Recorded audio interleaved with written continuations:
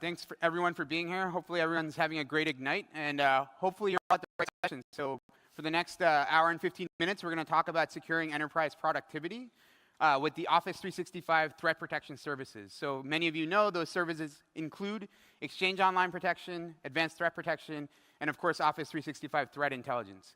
Now on stage I have with me my co-speakers. So my name is first of all Debraj Ghosh. So I manage the product marketing for Microsoft Threat Protection. Hopefully many of you in this audience were able to see that introductory session on Microsoft Threat Protection earlier this morning. We're going to cover some more aspects of that today in the Office 365 world. And so I'm here with my co-presenters. Why don't you guys go ahead and introduce yourselves? Hi, I'm Josh Zelenis with Forrester, and I cover threat intelligence, vulnerability management, incident response, and endpoint security. Hi, I'm Sumit Malhotra. I'm a program manager with our Office 365 information protection team, and I focus on threat intelligence as well as some of our ATP breadth across Office. Hi, everybody. I'm Jason Rogers. I'm the PM lead for Office ATP and the EOP anti-malware stack. All right, thanks, guys. So let me briefly go over the agenda for the next hour and 15 minutes or so. I'm going to talk a little bit about the framework for Microsoft Threat Protection. I know some of you in this room may have heard a little bit of it today.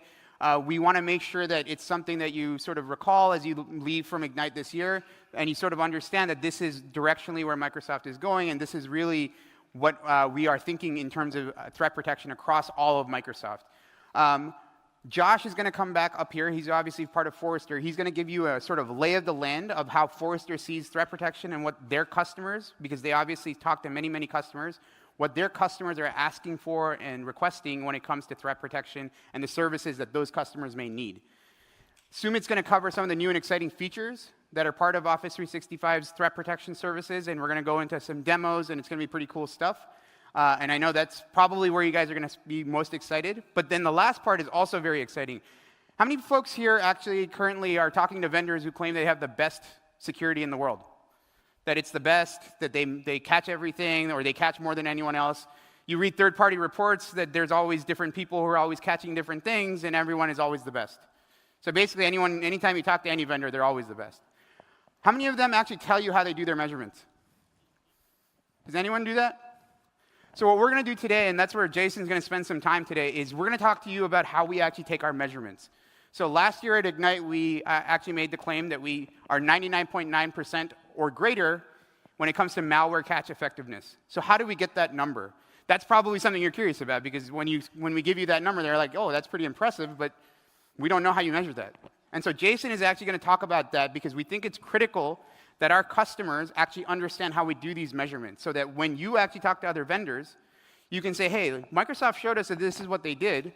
How are you guys reporting these numbers? Because what we see from our view is that no one actually ever talks about this with customers. We want to make sure that we're transparent, and we give you all the information on how are we measuring these values, how are we reporting our fish catch, how are we reporting our malware catch. So we're going to give you a little glimpse into the inner workings of how we take these measurements, how we come up with these numbers that we think are fairly impressive. So that's where we're going to sort of leave off at the end of today's presentation. So hopefully that'll be something that really helps educate and understand, or help you understand how we do this work at Microsoft. Now, as I said, I'm going to talk a little bit about some of the Microsoft threat protection story. Some of you may have been at the session earlier this morning where we talked about and we announced Microsoft Threat Protection. Yesterday on this very same stage, our corporate vice president, Rob Lefferts, also showed some introductory slides on it.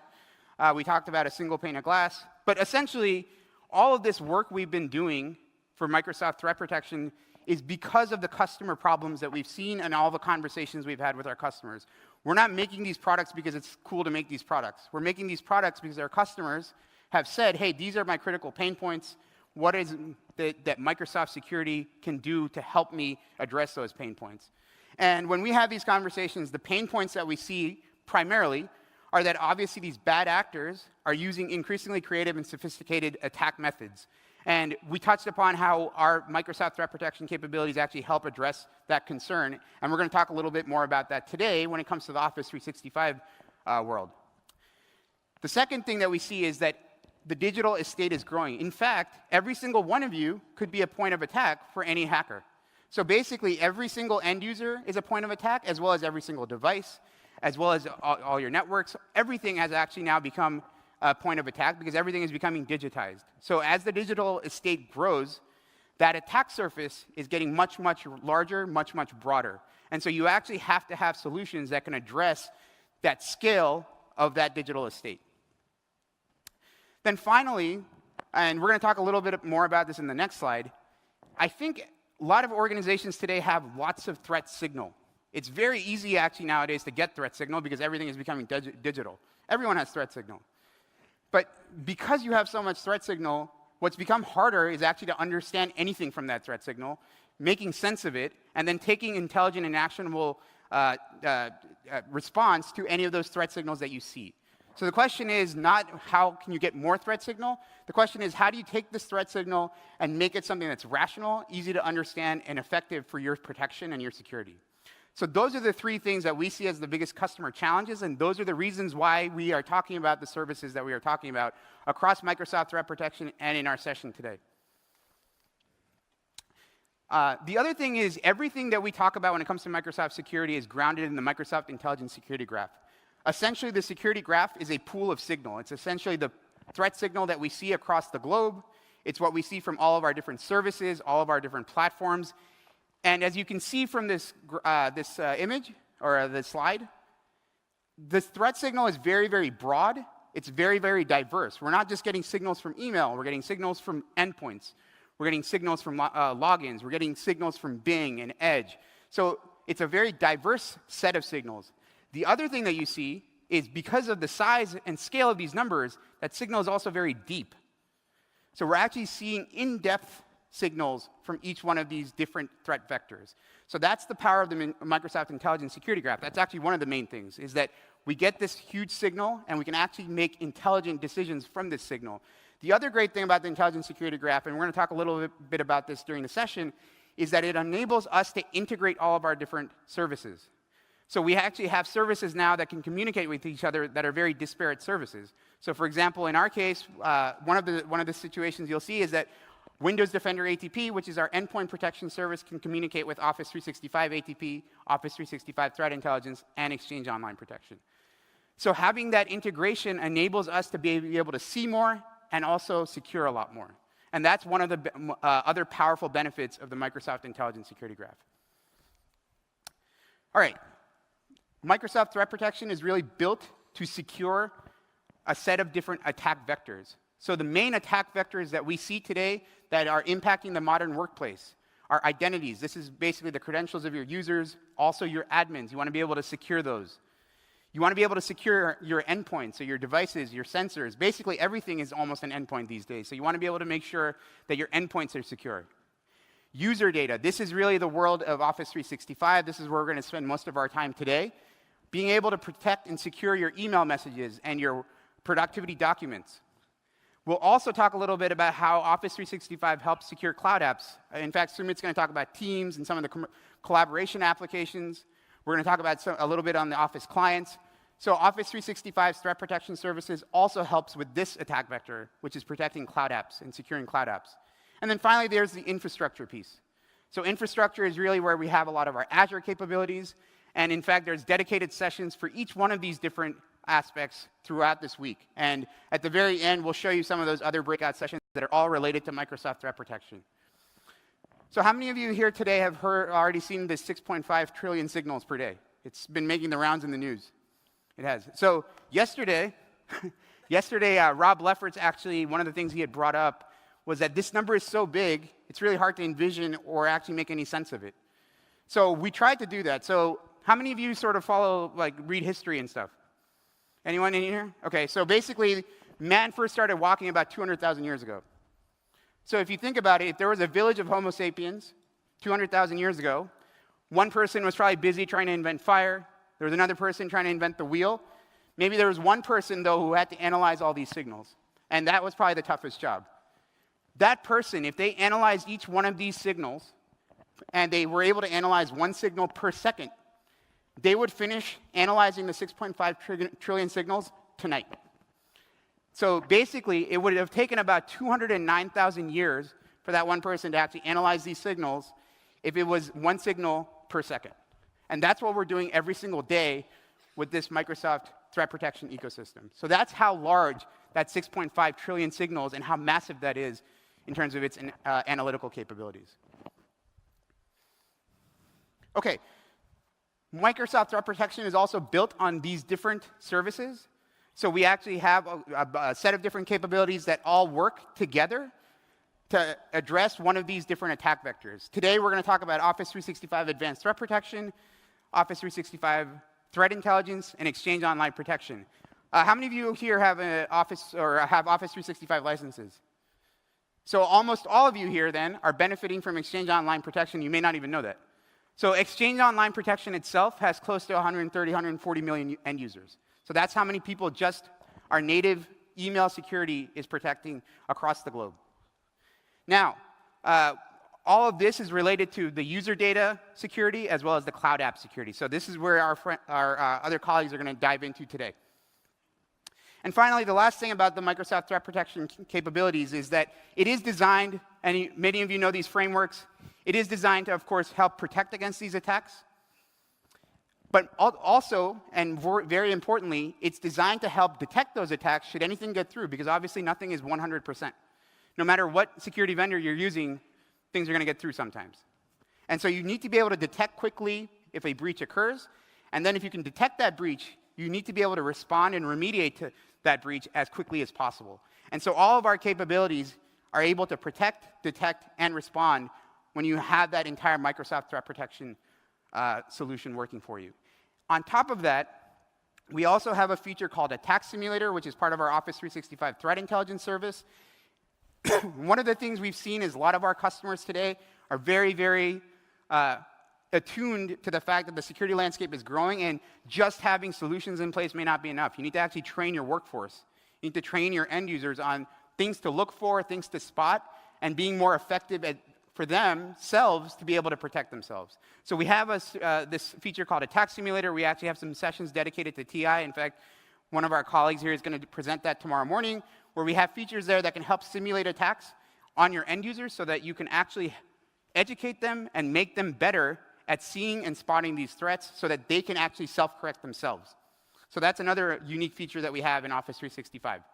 All right, with that, that's essentially the Microsoft Threat Protection story. And as I said, we're going to go deep now into Office 365. I'm going to pass it over to Josh, who's going to give us that Forrester view of the threat landscape, and then we're going to go into the demos and other conversations. Thank you.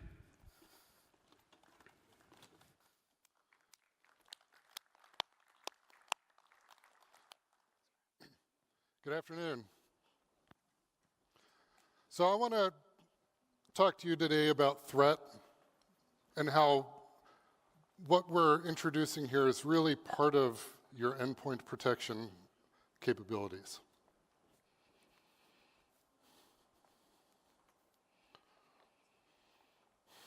Your endpoints are a critical vector for attackers. This isn't news, right? Your endpoints are one of the most attacked parts of your infrastructure.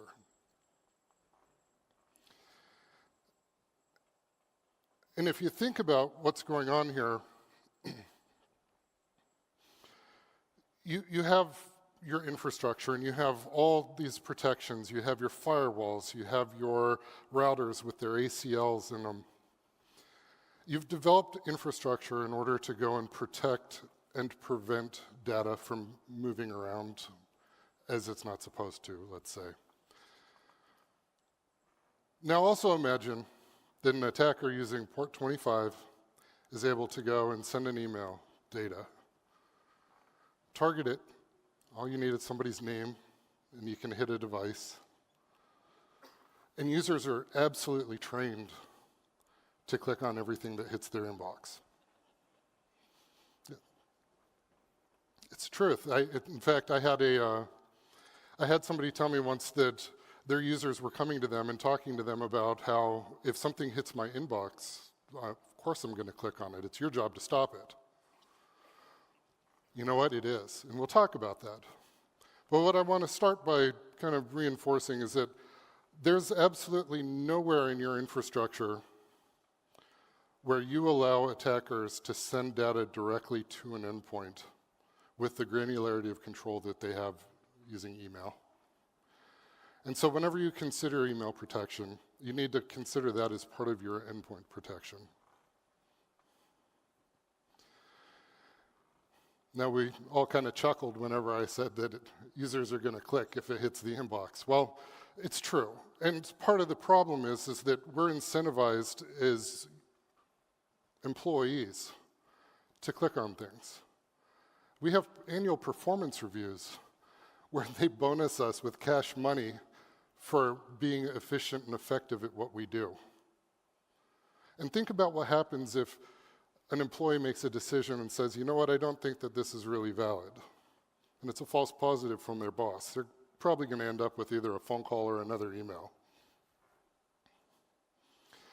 So you need to understand that this stopping data from hitting the endpoints is really the only way that you're going to be able to protect users.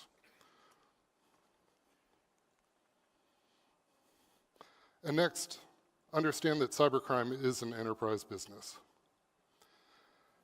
There's capital investment, infrastructure, and let's be frank, they make a lot of money off of click-throughs. Kind of like an ad network, a lot like an ad network. So how does this tie together with employee exposure and threat models?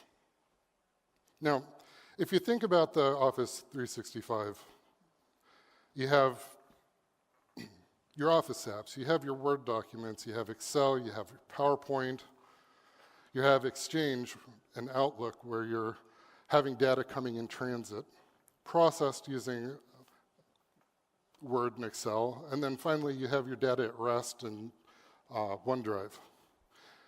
Now, if you're able to go and analyze each of these different pieces of the puzzle in order to perhaps deflect attacks before they've hit the endpoint, before you need your antivirus to kick in and detect that this looks like malware, or before you have your EDR solution that's doing behavioral analysis, what if you can just stop it? And this brings me to another interesting point, which is the importance of threat intelligence.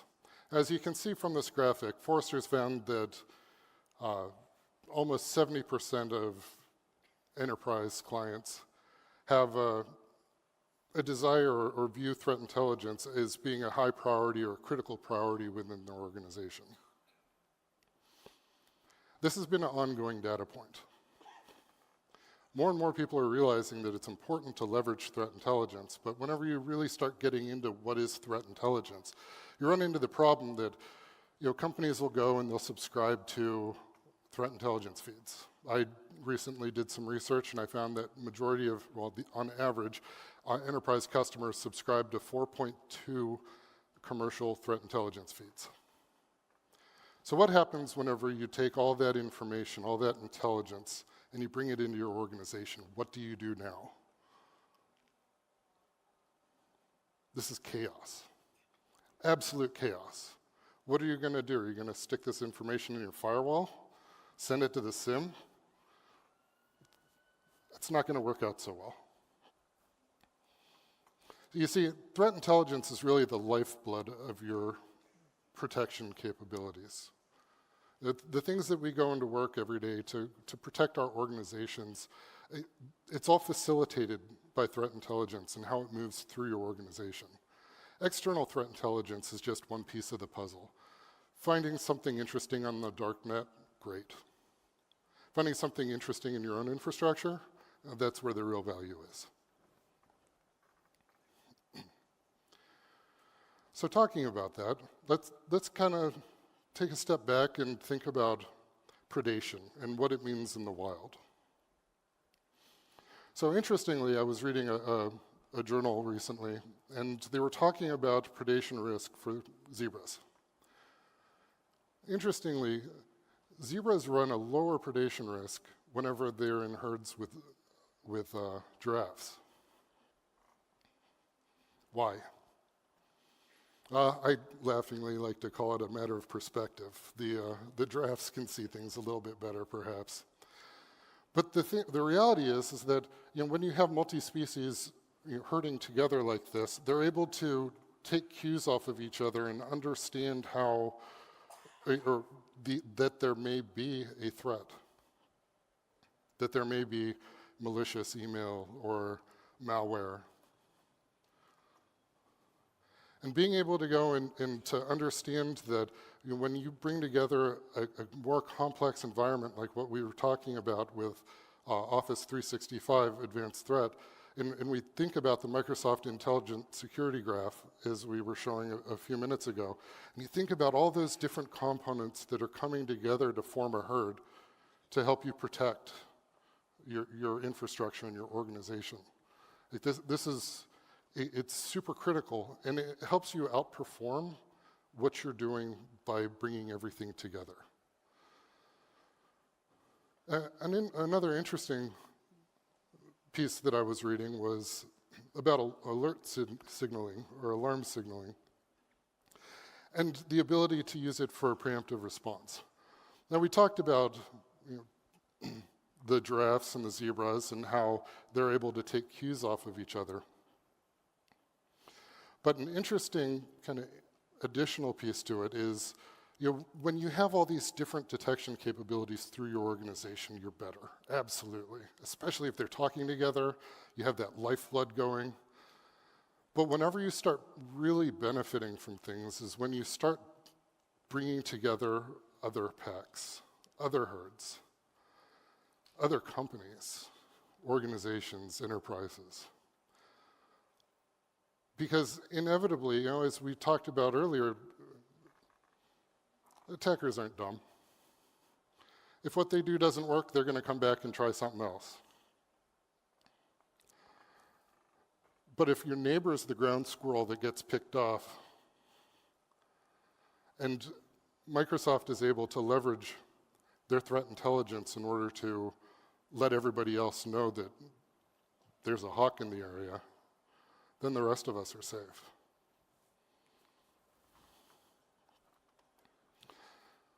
So I want to make sure that when we talk about threat intelligence, that the point that I want you to take away is really detection alone is a point solution. Without threat intelligence, without that lifeblood that's taking information, detections, and sharing it throughout the ecosystem,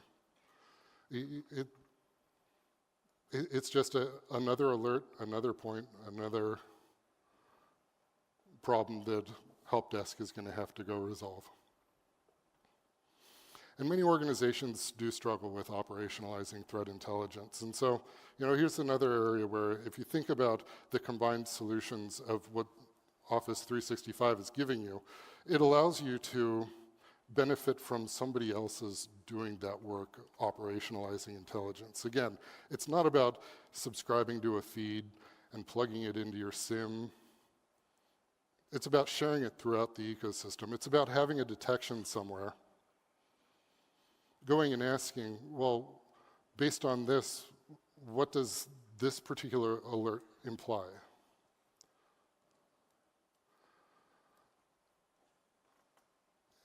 And using, almost like a managed service, the internal intelligence that you're benefiting from, having that inside look at all the moving parts within your organization and having them feed into each other so that you can alert in one area and respond in another, hopefully preemptively. And taking it to an even more macro view of existing as a herd with other organizations so that their internal intelligence also becomes your internal intelligence.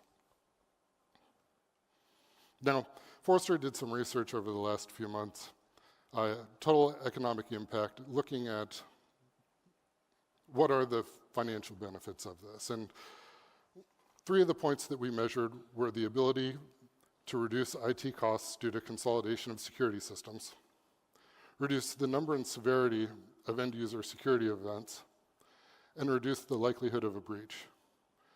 Overall, based on these calculations, we found that the system essentially pays for itself in the first 6 months. Now, I'm not going to go into too much more detail than that. We have a presentation tomorrow where we'll be presenting these findings in more detail, but it's really something to consider from an economic standpoint here. So the 4 points I want to leave you with. Threat intel is more than external sources. It's not just something that you can buy and plug in. Your breadth of collection is going to increase your chances for detection. And threat sharing across multiple organizations is going to help you respond preemptively. Now finally, packaging this does have quantifiable benefits, as I said, and as we'll be talking about more tomorrow during the TEI discussion. So on that note, I'm going to pass the mic, proverbially, I guess, over to Samit. Thank you.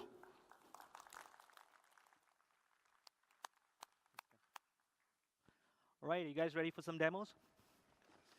Yeah, let's wake up. All right. Cool. So, I'm going to build on one of the things that Josh talked about, which is talking about the end user and the user-centric view towards security. So with Office 365, we're all about productivity. We're all about collaboration, right? So we're all about securing the end user when it comes to our protection from Office 365 ATP. And we believe this is critical when you're looking at attacks that are sophisticated, like phishing, social engineering. And what we've done and what we focused on over the last few years is building these protection capabilities directly and natively back into our experiences as well as our clients. So I'm going to start my demo with some of the end user focused protection that we have built in that comes with Office 365 ATP. Okay, so where I'm at right now is in your Outlook desktop client, which I presume is very familiar to most of the users within your organizations.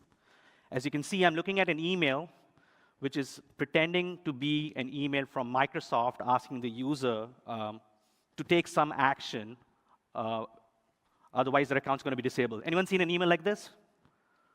Yeah, right? So there's a few things in this email that I wanted to highlight that are built in from a protection standpoint. First thing is right up top, you can see there's an actual tattoo, which is our safety tip that's embedded into the email. So even if you didn't have any of our protection turned on, and you were just evaluating some of the policies, I think in the previous session, Ross and Abhishek walked through how you set up anti-phishing policies. So even if you just had the safety tip turned on, the user would get a cue right here saying that this is an email that is coming from a domain that's impersonating our domain. So right, there's that first cue right there. It's a safety tip for the end user in line in the email. One other piece of protection that we've now built into the is what we call the enhanced hover or the native link rendering. So if I were to scroll down to the link at the bottom of this email, you can see that not only does it show me the original link, it also shows the link it's pointing to. And at the same time, if you look closely enough in the status bar at the bottom, you're still protected with safe links. We found that this is a key part of the user and awareness training that a lot of organizations want to impart to their users. So we brought this feature right back into the Outlook client. You already have it in Outlook Web Access today in OVA. Now you're going to have it in the Outlook desktop client as well. We talk about email. We talk about email security a lot. One of the things you also hear us talk about with Office 365 ATP is the protection that we provide across the Office collaboration tools. So I'm going to quickly toggle over here into SharePoint. So last year at Ignite, we announced our protection for files in SharePoint, OneDrive, and Teams. And we GA'd the feature back in December. Over the last few months, we've kind of enhanced the signals that we use there from an ATP protection standpoint. At the same time, we've been hard at work to make sure that the same experiences that we've provided in Outlook and OVA also come through natively in the SharePoint and OneDrive experiences. So if you were to use the web experience, or if you were to use the sync client, or if you were to use the OneDrive or OneDrive mobile app on iOS or Android, you're going to see that some of the infected file experiences are going to come through there. So in this demo here, you can see I have two files, actually three files. Two of them are infected and one is not. You can tell that from the red shield queue that's integrated directly into the Chrome of the experience. You can see if I pick the uninfected file, I have a range of options in terms of actions in the toolbar that I can do in SharePoint. If I pick the infected file, by default, SharePoint knows that this is an infected file, and the only option it gives you is delete. Thank you. It's going to get even better from here. So now if I try and click the file, obviously it's prohibited, so the user gets a notification telling them why. There's an actually learn more link where they can go and read more information about why the file's been blocked. You have the exact same experience over in OneDrive as well. So SharePoint, OneDrive, if you're in the web UX or if you're in the iOS clients, this experience ports over there. Last year, we talked about files in Teams, right? Protecting files in Teams, files uploaded through Teams. We are now super excited to bring our safe links protection into Teams. By the end of this year, you will begin to see safe links in your desktop clients, your mobile clients, as well as the web client. So what I have here right now is a team channel. One of the things we've seen from customers onboarding to Teams is it tends to be a very high-velocity collaboration workload. You tend to work with a lot of partners, a lot of suppliers, a lot of vendors. So you have a lot of guest users in your Teams channels. And so what I have here is just a mocked-up team with a few external users in it. And what appears to be a fairly typical conversation or turns into a link that's dropped as a typical phishing lure. So at the bottom of this conversation, you can see that someone's asking me to click on a link. And as Josh said, I'm incentivized to do so, so I'm going to click on it. And right there, you're protected with safe links. So we're going to have this protection roll out. So as your organizations are looking to onboard and deploy Teams, know that it's going to come built in with the ATP protection for files and links. I'm going to talk about one more user-centric view here, which is with the Office clients. Last year and over the last few months, we've talked about how ATP Safe Links protects you in the Office clients. So that's Word, Excel, PowerPoint, Visio, both on the desktop clients as well as in the mobile apps. We've also now built that Safe Links protection into Office Online. So those of you that are actually using some of these documents in an Office Online experience, you will now have the native Safe Links protection. So here what I have is just a marketing research study. Seems to be a fairly benign-looking link. I click on it.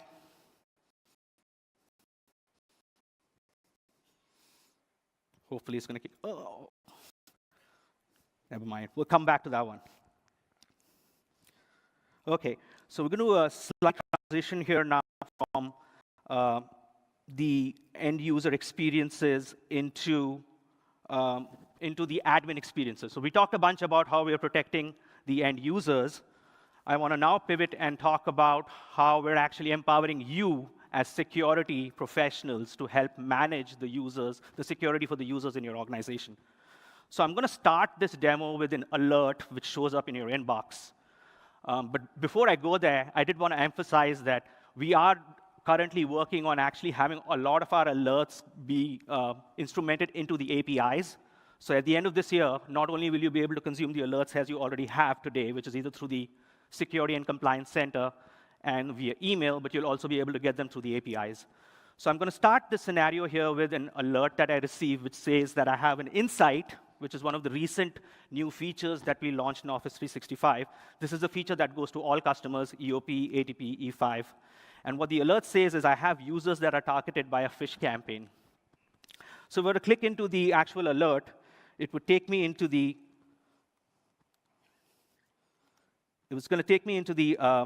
Security and Compliance Center, into the actual insight. So you can see here's the insight from the Security and Compliance Center threat dashboard. It shows me the users that are being targeted by phish. In this case, you can see there are 3 users in this tenant. You can see that the insight has actually happened twice in the last 13 days. And then in line, we've deep linked the actual reports as well as investigation experiences. And far at the bottom, you can see the recommended actions that you may take with this insight.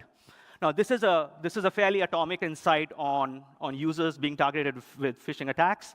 There are other variations of insights that you may see in your tenants already. For example, you may have overrides in place, things like transport rules or mail flow rules, as they're also known, or allowed senders or allowed domains that are causing phishing emails to be delivered to users' inboxes.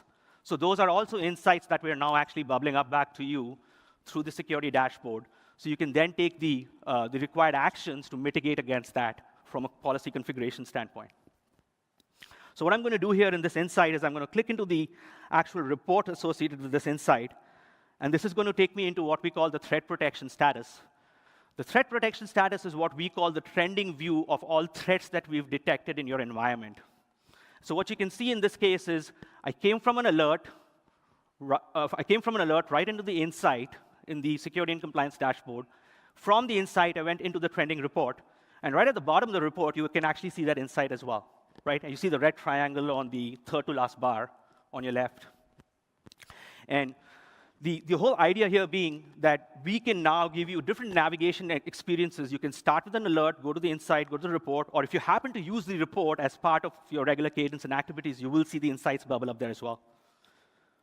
One of the other things I wanted to point out is right now I'm in the email phish view. Again, this is a trending report that goes to all customers, EOP, ATP, and E5. You can see all the different detection technologies, and all the different filters that Abhishek and Ross were talking about in the previous session that have been used to detect this phish within your environment. One of the enhancements that we're working on this report that we're pretty excited about, and it's going to land towards the end of this year, is actually providing you guys a few different pivots on this report. So if I were to click into the threat protection status report here, you can see we have an all-up view for what we call malicious email and content. If I were to click into the actual email phish view, you'll see that we have the familiar view that I was just looking at, which is the filter and pivot by the different filters that detected the phish. What we're now going to add is a bunch of new views that are going to make it a lot easier for you to manage and understand these detections, as well as investigate these. The first one is what we call delivery status, which is really telling you what we did, what happened to the email, right? So we called it phish, we as in the Office 365 filter called it phish. But what really happened? Did it land in someone's inbox? Did it land in junk? Did it go to a custom folder? Did it go to deleted items? Did we deliver it on-prem? Or did we quarantine it, right? So we're going to give you this information for all the detections that we have from a phish perspective. So this is one fairly instrumental view that we're working on right now.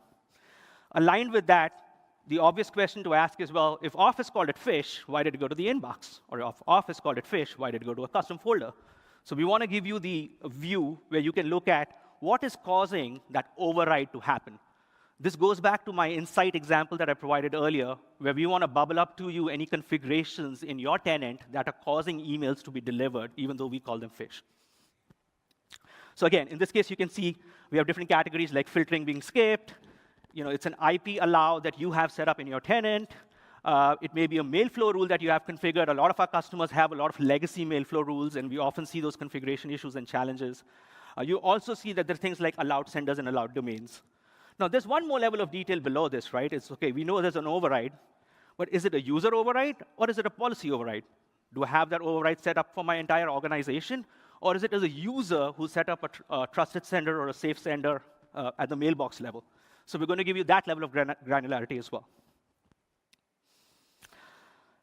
Last but not the least, we'll also tell you what type of policy and what type of action that policy took. So, for example, as you were walking through in the phish session prior to this, you saw that you can set up your policies through ATP safe attachments, through ATP safe links, through the anti-phishing, which is some of the impersonation and machine learning advanced heuristics-based filters, as well as the anti-spam policy, right? A lot of our EOP customers are also using our anti-spam policy to manage some of their phish actions. So we're going to actually give you all that detail in this report. And then you have a similar view for policy action as well. Now, with all these reports, these are standard reports on the Security and Compliance Center platform. So they come with the ability of seeing 90 days of aggregated data. You can see up to 7 days of detail. You can also obviously schedule these reports to be delivered to your mailbox on a weekly or a monthly basis. And last but not the least, you can request the detailed data for up to 90 days. The functions that are available in the report. So that's all about some of the trending reports and views that we've been working on. We're going to pivot into the quarantine experience, which we're getting a lot of discussion of late, especially given the investments that we've made in our phish stack. How many folks here have quarantine set up as an action for some of their policies? Great. So this is going to be useful then. We'll talk about this. So quarantine as an experience, obviously we have quarantine that you can use for bulk, mail flow rules, spam. And recently, as we enhanced some of our anti-phishing technology, we also added the phish category within quarantine. Malware obviously has always been there. So from a phish and malware perspective, and transport rules falls into this bucket as well, that is obviously what we call admin quarantine. Quarantine that is only accessible by admins because it's malicious content. When it comes to user quarantine, that's what we call spam and bulk. So what we've been working on is actually enhancing this experience where it actually works for admins as well as end users. So we've added a bunch of search filters in here. Some of these releases hit us earlier in the year. And what we're now working on is trying to create a more flat view. A lot of you have asked that you want one flat view of all mails in quarantine and not have to kind of cycle through the different categories. We're also exposing things like what's the policy that resulted in the quarantine? Was it an anti-spam policy? Was it an anti-phish policy? Was it an anti-malware policy? Was it safe attachments? So on and so forth. So we're going to surface that metadata in quarantine for you in the admin views. Last but not the least, one of the very often asked for features is tell us if the email is released or not, right? One of the greatest advantages of having a quarantine experience is you can manage your false positives in there. And so we're going to give you the ability to actually see if the email is released or not, and you're going to be able to do all of that from this interface.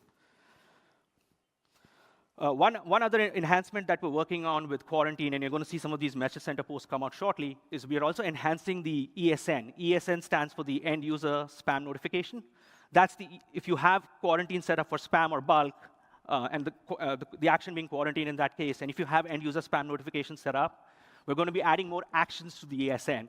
So there'll be more actions in line, there'll be more deep linking into the quarantine UX if the users want to preview the message, and so on and so forth.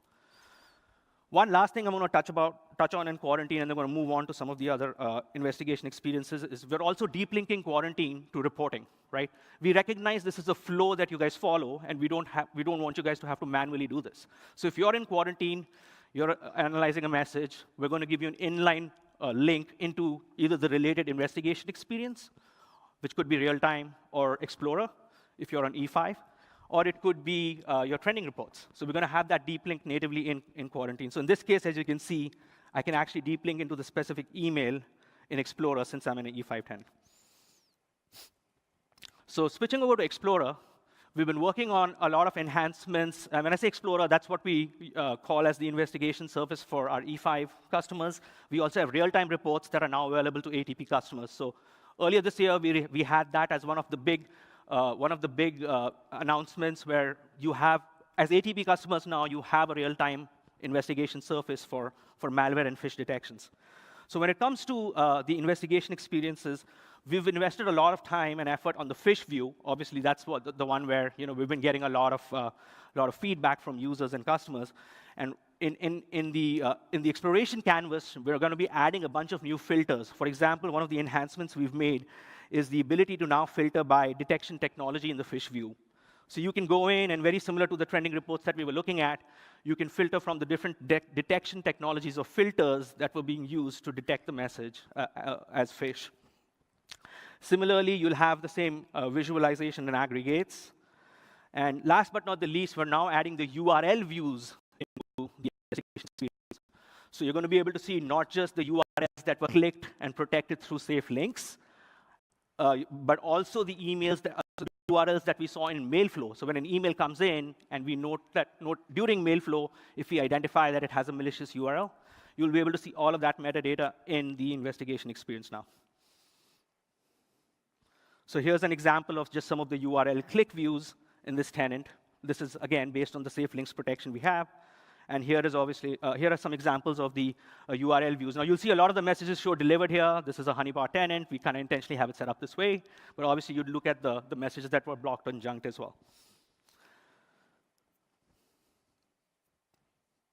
All right, so with that, I am now going to talk about, so what I've been describing so far is a lot of the manual hunting experience, right? So you start with an email, you go into an insight, or you go into quarantine, or you go into the real-time reports, or the Explorer. You use some of the search filters. You talk about, you look for different characteristics based on sender domain. It's a lot of manual investigation, right? And so one of the really cool things that we're working on right now is automating part of that for you. So automating not just the alert generation and the investigation, but also automating some of the response from that. Again, all based on policy. So I'm going to take a quick scenario here to talk about this, and then you're going to see more of a deep dive on this in the session at 10:15 tomorrow. It's going to show up in the slides at the end. So we're going to take a scenario where Office 365, so to back up, very common attack vector that people use nowadays is they'll send a URL through, right? The URL is benign, and then it's weaponized after the fact. It's a pretty common attack vector, right? So in this case, what would happen is Office 365 ATP, with our enhanced URL detonation, would now detect that URL being weaponized.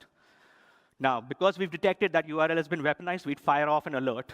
So what you see right now is you're in the Security and Compliance Center, an alert has fired, and the alert is actually showing up as resolved, right? That's kind of weird. We find an alert and we resolve it. Well, that's because we're doing some work for you. And this is the automation bit that we're working on right now. So when you click into the alert, you can actually see it's deep linked, in addition to giving you all the metadata about the alert itself. It's deep linked to an actual investigation. And so when I click on the investigation, I go into this kind of summary view of what we've already done for you. This is all the heavy lifting that we're doing, right?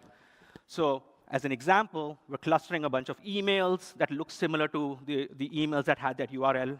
We've detected in this case that the email actually came internally from the organization, right? So there's an internal sender that's compromised. It's kind of what we call intra-org, right? The email's going intra-org. We pivoted from there into the users. We looked at what suspicious activity was associated with these users. Going back to what Deborah was saying earlier, this is not just email. We're looking at SharePoint, OneDrive, AAD, login sessions.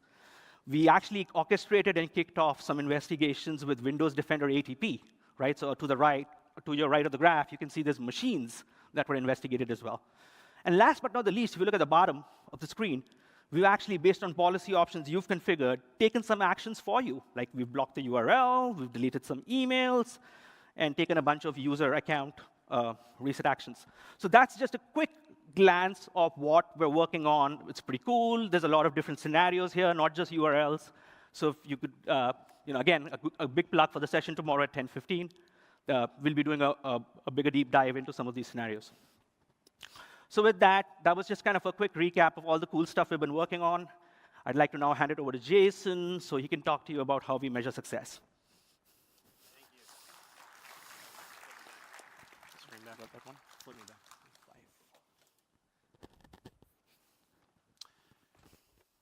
So today we've spent a lot of time talking about what essentially is the unique value that Microsoft can provide to the threat protection space. So, we started off, Debraj told us about that huge breadth and depth of signal and our ability to reason over it, and how important that is to finding those new and evolving threats. Josh came up then and talked about how important it is to take what we learn with one customer and apply it to another customer, how that's really effective. Now, Sumit just talked about the breadth that we have across Office 365, through our integrations with Teams, with SharePoint, with OneDrive for Business, and also the integration we have in Office clients, basically getting our solutions to the places where your users are already working. But what I'm going to talk about now is something that we never have talked about before. Not really, not in public. It's something we talk about every day internally. But today, finally, I'm going to share it with you. And that is that we believe, and hopefully I'm going to prove to you, that Office 365, Office ATP plus Exchange Online Protection provides the most effective phish and malware detection rates in the industry. Now, the graph that I'm going to show you that shows what we look at every day to compare ourselves, I think is going to be pretty shocking, and I think a lot of you are probably going to question it. So we thought we would take some time ahead of that graph and talk about the methodology that we use to collect that data. So you're probably wondering, how can I possibly know what our competitors are catching? Well, I can't, but I do know what they miss.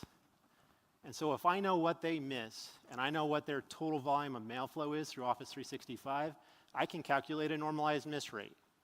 And then if I know what our miss is in Office 365, and I know what our volume is, then I can compare every competitor to one another, and I can compare them to us. And actually, we can even figure out what portion of the stack they're deficient on that allowed that mail to come through based on what we catch, what portion of our stack we catch with. So this is what mail flow looks like if you've got a third party in front of Office 365. Mail comes in, goes through some third-party solution, and then comes into our edge. Now, when mail comes into our edge, we go off and we look at the MX record of the domain that sent the mail, and we look at the connecting IPs. And through those two things, we're able to label each and every mail with what pre-filtered it. So I can now easily, just by counting mails, I can count volume. I can look at the things that we catch and what part of our stack we catch them on when we catch malicious things that were missed. And I can tell for each and every competitor what they missed through their stack. Now, when we measure ourselves, it's actually quite a bit more complicated than that. So we need to figure out what we missed, which is a much harder problem to solve. So we get a signal for missed mails in a lot of different ways, and a lot of it is from you. You guys use the report message add-in, or you send your mails to one of our aliases, or just by moving those mails to junk. We figure out through your experiences things that we potentially missed. We also have specific machine learning models that are just out hunting for FNs and FPs. Mostly around as part of our detonation technologies. We're able to come up with another corpus of likely candidates for FN and FPs. We take all the mail that we run through our detonation chambers, we actually hold it for 7 days. And we continuously rerun it through our stack. And our logic is, if we missed something for some reason, we're very likely to pick it up a few days later. Now, a few days later doesn't help you, right? That's why the technologies like ATP that use behavioral analysis to detect threats are so important. But things like AV engines with signatures, not so great with those things that are coming out this second, but they're really good 2 days later at finding those threats. So we rescan everything in order to find more mail that we may have missed. And then, of course, we use intelligence. We use intelligence across Microsoft. If there are things that we picked up on another property, if we picked it up on an endpoint, we take all of that information too and identify mails that potentially contain those same things that could be malicious. Now, once we've got all those mails together, we have an analyst team and a team of graders that goes through them and verifies that what we've collected is correct. And we extract URLs, hashes, a bunch of different attributes for those mails. Body fingerprints, a bunch of metadata around the headers. And then we go, okay, we know that this URL was bad. We know the time frame that it was bad in. We know we missed it.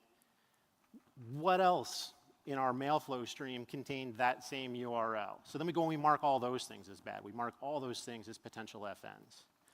So in this way, we're able to build up this corpus. We call it label expansion. We're able to build up this corpus of what we know we missed in across our mail flow streams. Now, before we get into the data, I know a lot of you out there have tried to run evaluations between two products. There are a lot of third parties that have done where other security companies have hired them to try to run these types of evaluations. The problem with all of that is without real mail flow, it's hard to exercise the full stack. So the things that you see here in red, the edge filtering, the heuristic clustering, header ML, anti-spoof, those all require real sender behavior in order to work. The anti-spoof tech is not going to work if there's not a connecting IP. Same thing with the header ML. Heuristic clustering is not going to work if there aren't real mail flow patterns on real mail. Same thing goes at the other end. There's a bunch of tech that requires a real recipient. So anti-impersonation isn't going to do anything if there is no recipient to impersonate. Safe links is not going to help if there's nobody clicking on the URL. So there are a bunch of popular testing techniques that basically only exercise half the stack. And so what we see over and over again with customers, what we see over and over again with these third-party tests, are that the results that they get do not mimic what we're seeing with our real customers, what they're experiencing after they switch over to us. So the only way to really tell is real users and real mail flow. Now, before we get into today's data, I'm actually going to share with you data from back in the fall, so November, December, January. The mail flow volume chart on the right-hand side shows you the mail flow volume protected by EOP, Office ATP, and then we've got the top 11 vendors, which is what we track. Now, I've color-coded the top 3 vendors. If you do have a third party in front of us, you can see just based on how this chart tapers, it's likely one of those 3. Now, back in November, December, and January, you can see where we were at. We're the orange bar here. Phish had just really started to kick in. We were starting to see really high volumes. Hopefully you guys have had a chance to see that anti-phish session right before this. A lot of that tech was in the process of still deploying. A lot of it was in the process of still getting tuned. So you can see that back in November, December, January, we had some work to do. And this is the work that we did. So like I said, if you didn't have a chance to get to Breakout 4002, please look at the recording. It was a great session that walked in detail through all of these enhancements that were made to our anti-phish stack. So really, it's tip to tail across the entire stack. Huge improvements were made. So now I'm going to share with you what we look like today. And so this is what we look at every day. And so you can see that orange bar across the bottom there. That's the miss rate on Office 365. And those are those same competitors bouncing around up above us.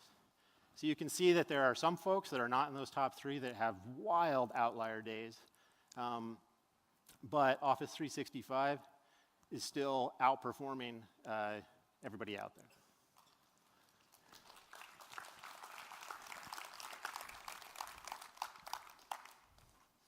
So now I'm going to hand it back to Debraj to wrap us up. Thank you, guys.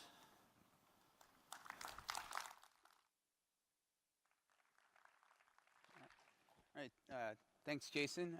That's actually kind of tough to follow because what can you really say after that?